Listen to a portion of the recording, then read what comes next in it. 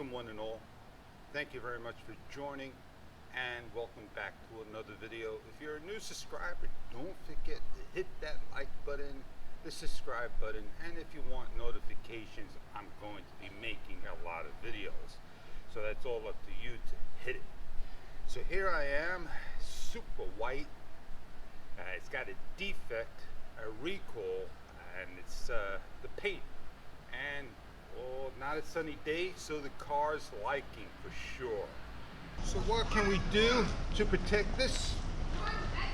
Put a couple of coats of polish on it. Use the best one that you like, but it's still going to flake the paint. White is a beautiful color. This should be a plastic paint. You cannot match this on the market with aftermarket spray paints. You use metal paint and it will match. That's what I personally found out, but it may not be the correct thing to do. But here, yeah, it is what it is. So there's a lot of videos going to be out there talking about their cars, and I'm going to do an overview of the car step by step. There's a lot of information out there. Well, you don't want to see that letter in the mail about your car having a recall and something not good.